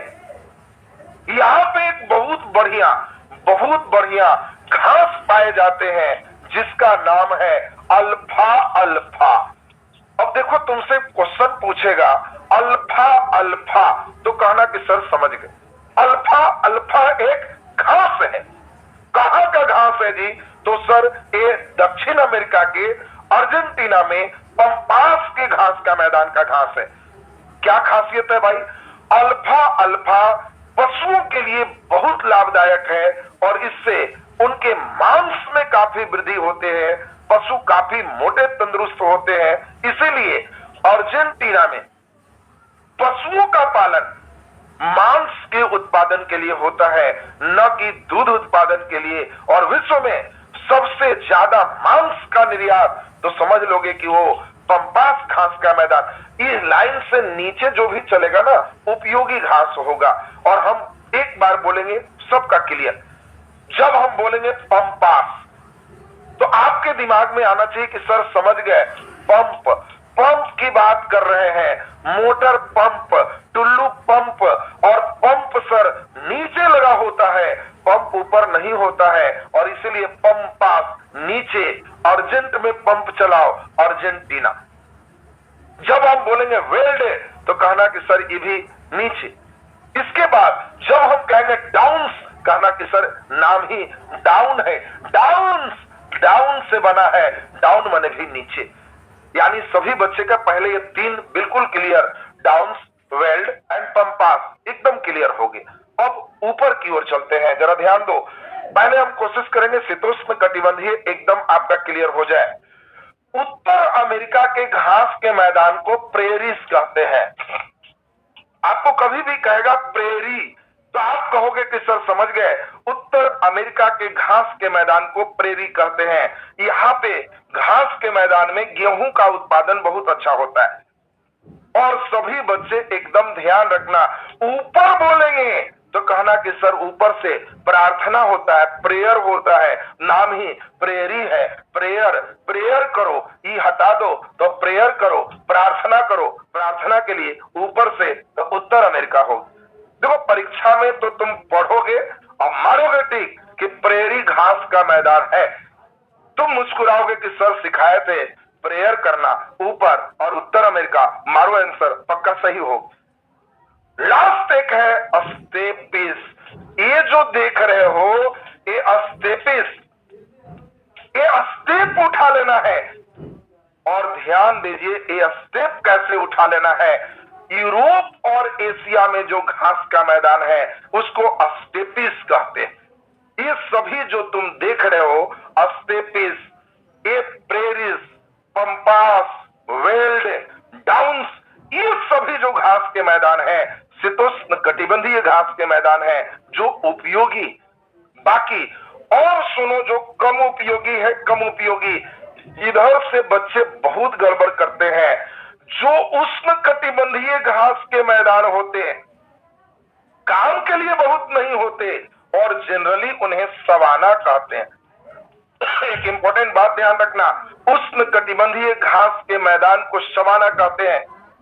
क्वेश्चन एक बार दिया, बच्चे समझ जो रहे थे उन्होंने मुस्कुरा के आंसर दिया, नहीं समझने वाले गलत कर दिए। क्वेश्चन दिया कौन भिन्न है डाउन्स, पंपास, प्रेरीज और सवाना। जो बच्चे नहीं समझ रहे थे उन्हें लगा कि पता नहीं इसमें भिन्न कौन है। जो बच्चे तेज थे तुरंत बनाया कि सर इसमें तो कोई भारी नहीं। कैसे बनाया जी? तो सर एकदम समझ गए, सवाना उष्ण कटिबंधीय घास का मैदान है, बाकी तीनों शीतोष्ण कटिबंधीय घास का मैदान है, सवाना भिन्न है। दूसरा नंबर, काफी इंपॉर्टेंट बात, जरा ध्यान से सुनना। जो आप ये जगह देख रहे हो इसको जरा ध्यान से सुनोगे, बहुत अच्छा क्वेश्चन है। ये सभी भी घास का मैदान है और इन घास के मैदान में ये दक्षिण अमेरिका के उष्ण कटिबंधीय घास का मैदान है, जिसमें एक का नाम है लानोस, एक का नाम है कंपोस और एक का नाम है सेल्वास। अब देखो जनरली बच्चे से हम पूछते हैं सेल्वास, लानोस, कंपोस, हालत खराब, क्योंकि वो बेचारे केवल पंपास के ही फेर में लगे रहते हैं, डाउन बेल्ट बस काम खत्म। लेकिन आपको ध्यान रखना है इन बेल्टों में वर्षा अधिक होती है। ज्यादा वर्षा होने के कारण घास बड़े बड़े बहुत उपयोगी घास नहीं है और उन घास के मैदान में जब हम कहेंगे लानोस, क्वेश्चन देगा लानोस क्या है, तो आप कहोगे कि सर एकदम समझ गए, दक्षिण अमेरिका के उष्ण कटिबंधीय घास को लानोस कहते हैं। हो गया, आंसर होगी। जब हम कहेंगे कंपोस्ट क्या है, वही आंसर है, दक्षिण अमेरिका के उष्ण कटिबंधीय घास के मैदान कंपोस्ट है और वही दक्षिण अमेरिका के उष्ण कटिबंधीय घास के मैदान को सेल्वास कहते हैं। ये कंपोस्ट, लानोस और सेल्वास जस्ट लाइक आपका सवाना के घास के मैदान जैसा। यानी अब आपको कोई भी क्वेश्चन आएगा घास के मैदान से, हमें लगता है कि आप एकदम मस्ती में खूब बढ़िया से बना पाओगे। तो अब हम समझते हैं घास के मैदान का सेक्शन एकदम क्लियर। अब अभी हम आपको घुमाने लेके चल रहे हैं मरुस्थल, तो थोड़ा देर बाद घुमाएंगे, पहले पर्वत और उसकी चोटी घुमा लेते हैं, क्योंकि इसमें बच्चे हमारे बड़ा कंफ्यूज होते हैं। तो अभी हम आपको विश्व के पर्वत घुमाने लेके चल रहे हैं। जो बच्चे का यहां तक स्टेप एकदम क्लियर है, जल्दी से एक बार जरा लाइक बटन दबा लीजिए, एक एक अंगूठा दे दीजिए, और तब आपको अभी विश्व का पूरे पर्वत जो इंपॉर्टेंट है हम लोग उस पर चढ़ाएंगे आपको, और लगेगा कि सर कुछ भार नहीं पड़ा, मजा आ गया, एकदम हमारा सही हो गया। और तब पर्वत, पठार, ये सभी स्टेप एकदम क्लियर होना चाहिए। चलिए, बहुत ही सुंदर, देखिए बहुत ही बढ़िया, देखो एकदम स्टेप आपका सही चल रहा है। और सभी बच्चे हमारे साथ एकदम जरा ध्यान से समझो। विश्व के पर्वत की बात हम लोग करें तो हम समझते हैं कि यह स्टेप आज के क्लास में सभी बच्चे का पर्वत एकदम जबरदस्त होने जा रहा है। जिस पर्वत से आप डर रहे थे, हम पहले भी बोले थे कि पहले हम महादेश वाइज पढ़ाएंगे और फिर पूरे एक साथ जोड़ेंगे, और पूरे जब एक साथ जोड़ेंगे तो अब आपको पूरा लाइन एकदम क्लियर हो जाएगा। देखो बहुत ही सुंदर, अब जरा ध्यान दीजिए मेरे साथ पर्वत पे। विश्व में सबसे लंबा पर्वत की बात करें तो एंडीज पर्वत है, जो दक्षिण अमेरिका में स्थित है। अब आपको ध्यान रखना है कि इंडिया भी नीचे है, एंडीज भी नीचे है, दिमाग में एकदम बैठा के रखना, इंडिया भी नीचे है, एंडीज भी नीचे है। तो जब हम कहेंगे एंडीज पर्वत श्रेणी, आप कहोगे कि सर समझ गए, दक्षिण अमेरिका में एंडीज पर्वत श्रेणी। अगर हम कहें यहां पे इसका नाम है रॉकी पर्वत श्रेणी, सभी का नाम एकदम बच्चे के दिमाग में बैठ जाए, उत्तर अमेरिका में रॉकी, दक्षिण अमेरिका में एंडीज और रॉकी एकदम क्लियर। ये देखो यहां पर जो अमेरिका में देख रहे हो, ये अमेरिका में यूएसए में है, इसका नाम है अपलेशियन पर्वत श्रेणी। और इसमें बच्चे बहुत कंफ्यूज होते हैं क्योंकि यूरोप में यहाँ पे आल्प्स पर्वत श्रेणी है और लड़के को हम जनरली क्या देखते हैं, आल्प्स और अपलेशियन में बड़ा कंफ्यूज रहते हैं। आपसे पूछा जाए आल्प्स, कहना कि सर समझ गए आल्प्स यूरोप में, लेकिन अपलेशियन तो कहना कि सर समझ गए अपलेशियन कहां है, अमेरिका में स्थित। तो अब आल्प्स और अपलेशियन में आपको कहीं कोई दिक्कत नहीं है। नेक्स्ट हम लोग जरा ध्यान दें, यहां पे अमेरिका में ही है जिसका नाम है सियारा नवादा, इसका नाम है सियारा नवादा। और अमेरिका में ही है सियारा, मैक्सिको में है सियारा मैद्रा।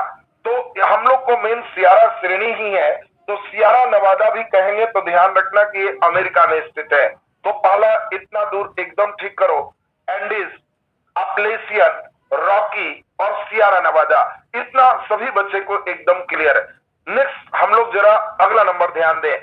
अगला नंबर आपको ध्यान रखना है कि अफ्रीका में दो सबको याद होना चाहिए, इसका नाम है एटलस। कभी भी आपसे कहे कि एटलस पर्वत श्रेणी कहां स्थित है, मोरक्को में स्थित है और ये अफ्रीका महादेश में स्थित है। इसी तरह दक्षिण जो अमेरिका देख रहे हो, ये सॉरी दक्षिण अफ्रीका जो देख रहे हो, यहाँ ड्रेकनबर्ग पर्वत श्रेणी है। ड्रेकनबर्ग पूछा जाएगा, ड्रेकनबर्ग पर्वत श्रेणी कहां है, दक्षिण अमेरिका। एटलस कहां है, मोरक्को, ये अफ्रीका में स्थित है। नेक्स्ट अगला नंबर ध्यान दो, आल्प्स तो आप जानते ही हो कि फ्रांस, इटली, ये सब के ऊपर बेस में ये आल्प्स पर्वत श्रेणी है। इसके बाद यहाँ पे हम लोग देखेंगे अप्लेनियन है, तो हम लोग को उससे बहुत ज्यादा मतलब है नहीं। इधर आपको सभी को याद है यूराल पर्वत श्रेणी जो देख रहे हो, ये इंपॉर्टेंट इसीलिए है क्योंकि यूराल ही एशिया को यूरोप से अलग करता है। क्वेश्चन आएगा कौन सा पर्वत श्रेणी एशिया से यूरोप को अलग करता है, तो ध्यान रखना है कि एशिया को यूरोप से अलग करने वाला कौन है, यूराल पर्वत श्रेणी। बिल्कुल यहां पर जो देख रहे हो पियरनीज पर्वत श्रेणी, ये फ्रांस और स्पेन के बीच स्थित है। नेक्स्ट अगला नंबर हम लोग जरा ध्यान से समझे, यही आपका हिमालय पर्वत श्रेणी है। इधर आप जानते हो एक काराकोरम पर्वत श्रेणी है, एक पश्चिमी घाट पर्वत श्रेणी है, एक पूर्वी घाट पर्वत श्रेणी है। आप जान रहे हो इधर हिंदू कुश पर्वत श्रेणी है, चीन तरफ जाओगे कुनलुन पर्वत श्रेणी है, और ऑस्ट्रेलिया में ये जो देख रहे हो इसका नाम है great dividing range. Great dividing range बहुत अच्छा क्वेश्चन है। ग्रेट डिवाइडिंग रेंज कहां स्थित है, तो आपको ध्यान रखना है ग्रेट डिवाइडिंग रेंज ऑस्ट्रेलिया के पूर्वी हिस्से में स्थित। आपको ध्यान रखना है कि ऑस्ट्रेलिया के पूर्वी हिस्से में ग्रेट डिवाइडिंग रेंज स्थित है। एक नजर लास्ट बार बोले, पहले सभी बच्चे को इतना एकदम याद होना चाहिए, लास्ट बार सुनो, Andes, Rockies, Appalachian, Sierra Nevada, इतना तो सब बच्चे का क्लियर है। जब हम कहें नीचे एंडीज, ऊपर रॉकी, इधर अपलेशियन, उधर सियारा नेवादा, इस साइड में हम चले एटलस और ड्रेकनबर्ग, एटलस और ड्रेकनबर्ग। इसके बाद जरा ध्यान दीजिए, इधर जैसे ही हम कहें आल्प्स, तो कहना कि सर हमको कंफ्यूजन नहीं होता, आल्प्स और अपलेशियन पहले एक जैसा लगता था, लेकिन जब हम कहेंगे कि अपलेशियन तो आप कहेंगे कि सर समझ गए, अपलेशियन का मतलब अमेरिका और आल्प्स का मतलब हो गया ये फ्रांस। इसके बाद हम लोग चलेंगे यूराल, एशिया से यूरोप को अलग करता है। बाकी सिर्फ दो तीन नाम, भारत वाला जब पढ़ोगे तो काराकोरम, लद्दाख श्रेणी, जोस्कर श्रेणी, पीर पंजाल श्रेणी, बृहद हिमालय, मध्य हिमालय, बाह्य हिमालय सब चलेगा, लेकिन वो भारत के लिए चलेगा। अभी हम विश्व के इंपॉर्टेंट जो है, जो भी पर्वत है उसके बारे में चल रहा है। तो अब जरा ध्यान दीजिए, यहाँ पे काराकोरम, ये कौन है, हिमालय, ये कौन है, हिंदू कुश, इधर पश्चिमी घाट, ये पूर्वी घाट। और लास्ट वन ध्यान रखना है कि ऑस्ट्रेलिया में ग्रेट डिवाइडिंग रेंज, ऑस्ट्रेलिया में ध्यान रखना है ग्रेट डिवाइडिंग रेंज। अब ध्यान दो, जो मेन क्वेश्चन है वो सुनो। क्वेश्चन आपको आएगा पर्वत चोटी का। हर पर्वत का अपना अपना एक चोटी है और वही आपसे पूछा जाता है। आपसे क्वेश्चन पूछा जाएगा एंडीज पर्वत श्रेणी की सबसे ऊंची चोटी कौन है, कहां पे स्थित है। क्वेश्चन दे देगा कि इसमें उत्तर से दक्षिण जाने पर एंडीज की ऊंचाई बढ़ते जाएगी घटते जाएगी। अभी सब क्वेश्चन देगा। अब जो बच्चे को एकदम ध्यान रखना है तब जाके क्लियर होगा। पहले सारे बच्चे ये बताओ इंडीज की सबसे ऊंची चोटी कौन है, जल्दी। वेरी गुड, बहुत सुंदर। एकांकागुआ, और यहां पर स्थित है एकांकागुआ। बिल्कुल सही आंसर आपने किया। इंडीज की सबसे ऊंची चोटी कौन है, एकांकागुआ। एकदम रटते चलेगा हमारे साथ, एकदम लगे कि एकदम याद होते जा रहा है हमको, कहीं कोई दिक्कत नहीं है। और एकांकागुआ की ऊंचाई कितना है, 6960 मीटर। बहुत ऊंचाई रखने की आवश्यकता नहीं। अब दूसरा नंबर जब हम चले, रॉकी पर्वत श्रेणी की सबसे ऊंची चोटी कौन है। ये उत्तर अमेरिका की सबसे ऊंची चोटी भी है। और रॉकी की सबसे ऊंची चोटी जब चलेगा, दो मेन ऊंची चोटी है। एक का नाम है माउंट मैकिनले, माउंट मैकिनले, और दूसरे का नाम है माउंट लोगान, माउंट लोगान। देखिए बहुत इंपॉर्टेंट है और दोनों नाम एकदम सभी बच्चे का क्लियर होना चाहिए। जब हम कहें माउंट मैकिनले तो आपको ध्यान रखना है कि रॉकी की सबसे ऊंची चोटी है और यह उत्तर अमेरिका की सबसे ऊंची चोटी है। जब हम कहें माउंट लोगान उत्तर अमेरिका की दूसरी सबसे ऊंची चोटी है। माउंट मैकिनले की ऊंचाई लगभग 6200 मीटर है और ये उत्तर अमेरिका की सबसे ऊंची चोटी। तो हम समझते हैं कि ये माउंट मैकिनले और माउंट लोगान ये दोनों आपका क्लियर हो गया। माउंट लोगान भी लगभग 69 मीटर लगभग यह है, तो ये लगभग 6000 मीटर है, ये 6200 मीटर। क्वेश्चन देगा उत्तर अमेरिका की सबसे ऊंची चोटी माउंट मैकिनले। अब एकदम ध्यान दो, एक बार हम लोग जरा ध्यान से सुनते हैं। एंडीज की सबसे ऊंची चोटी एकांकागुआ। एंडीज की ऊंची चोटी कौन है, एकांकागुआ। ऊंचाई से बहुत याद करने की आवश्यकता नहीं है। अगर हम पूछे रॉकी की सबसे ऊंची चोटी तो आप कहोगे माउंट मैकिनले। ये उत्तर अमेरिका का सबसे ऊंचा चोटी है। फिर क्वेश्चन देगा उत्तर अमेरिका का दूसरा सबसे ऊंचा चोटी कौन है, तो आप कहोगे कि माउंट लोगान। तो ये भी आपका बिल्कुल क्लियर हो गया। नेक्स्ट, अब जरा ध्यान दो सभी बच्चे, एटलस की सबसे ऊंची चोटी कौन है। बहुत अच्छा क्वेश्चन। एटलस की सबसे ऊंची चोटी कौन है, बहुत अच्छा क्वेश्चन है और उतना ही बढ़िया कुछ बच्चे का जवाब आ रहा है, टोबुकल। टोबुकल। और एकदम ध्यान में आपको सेट रखना है कि एटलस की सबसे ऊंची चोटी कौन है, टोबुकल। ये टोबुकल, देखिए कुछ बच्चे बिल्कुल सही आंसर दिए। सबसे ऊंची चोटी टोबुकल है, लगभग 4167 मीटर टोबुकल की ऊंचाई। तो आपको ध्यान रखना है कि एटलस की सबसे ऊंची चोटी कौन है, टोबुकल।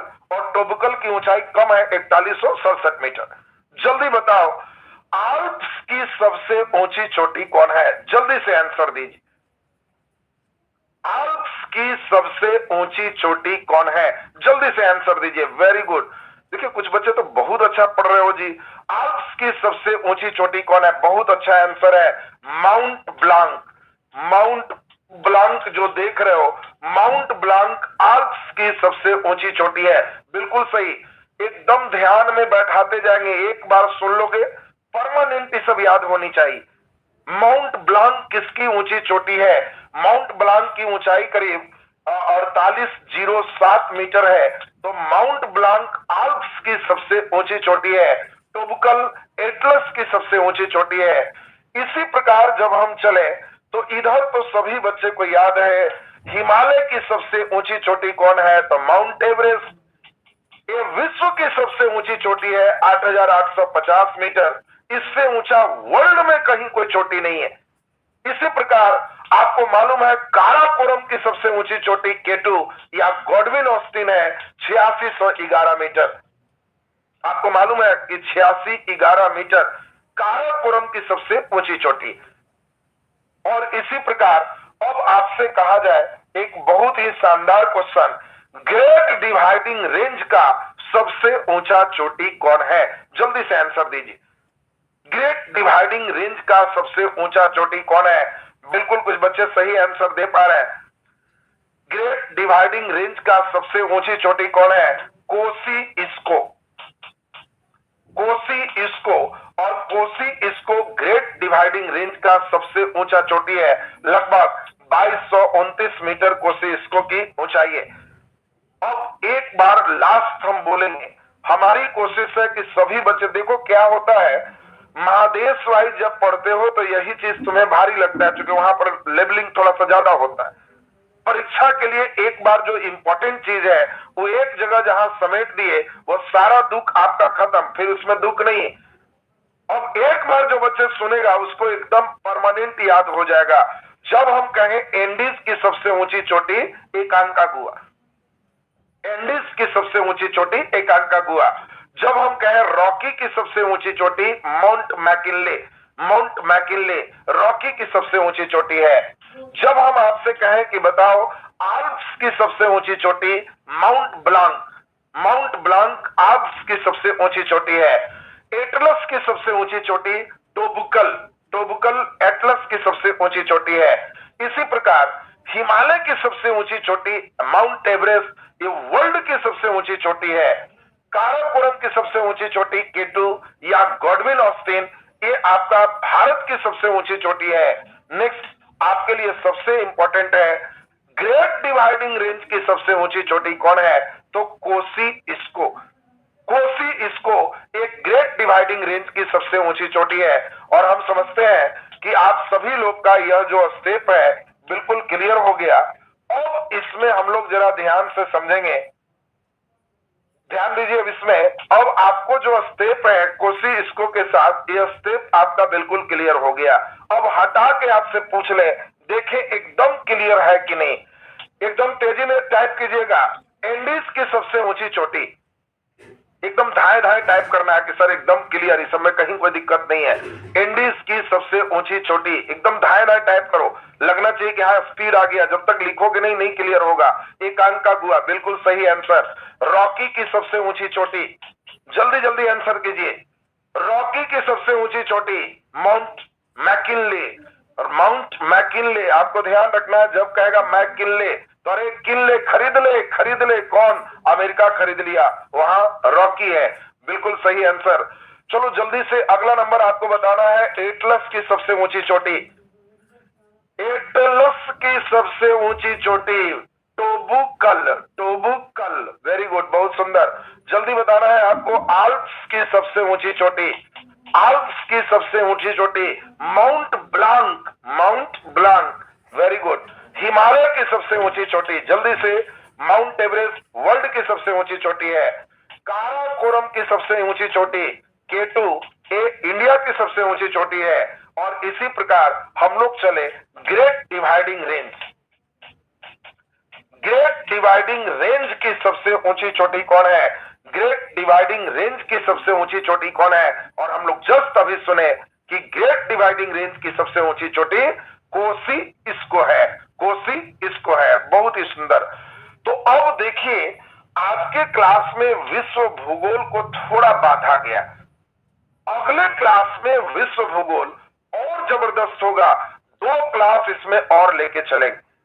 और तब परसों का क्लास बड़ा इंपॉर्टेंट है। सारे बच्चे हमारे Telegram Vidya education by Rahul sir Telegram से जुड़े रहेंगे। टेलीग्राम से रूटीन आपको एकदम अपडेट मिलते रहेगा। हर एक अल्टरनेट पे हम आपका क्लास लेंगे। संडे हम कोशिश करेंगे इस बार थोड़ा और लंबा क्लास ले। आप सभी का जो प्यार मिलता है, सामने जो दिख रहा है, हम एकदम आभारी हैं। और जबरदस्त क्लास हम इसमें आपको परसों करने जा रहे हैं।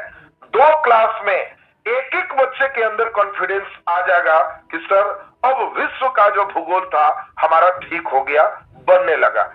तो चलिए एक बार अंतिम, जो लोग लाइक बटन नहीं दबाए हैं, लास्ट बार हमारे इस पूरे परिश्रम का पारिश्रमिक जो होता है, ये पारिश्रमिक तो आपका लाइक बटन से ही हमें प्राप्त होता है। बाकी तो कुछ संवाद के लिए आपके पास उधर से शब्द नहीं रहते, बोलने के लिए, लिखने के लिए जो आपके शब्द हैं वो और लाइक, बस ये दोनों से ही हम लोग का थर्मामीटर तय होता है। अगले 2 क्लास में वाकई आपको लगेगा विश्व भूगोल में मजा आ गया, एक एक लाइन हमारा सही हो गया और परीक्षा हॉल में एकदम मजेदार स्टेप चले, तब भारत के भूगोल या जो स्टेप बारी है हम उसकी बात करेंगे। तो अभी हमारा क्लास इतना ही। नेक्स्ट क्लास आपका आगे 9 बजे से फिर होगा एमसीक्यू साइंस के लिए। आज ही आप एकदम उसके लिए तैयार रहेंगे। तो चलिए आज अभी क्लास इतना ही।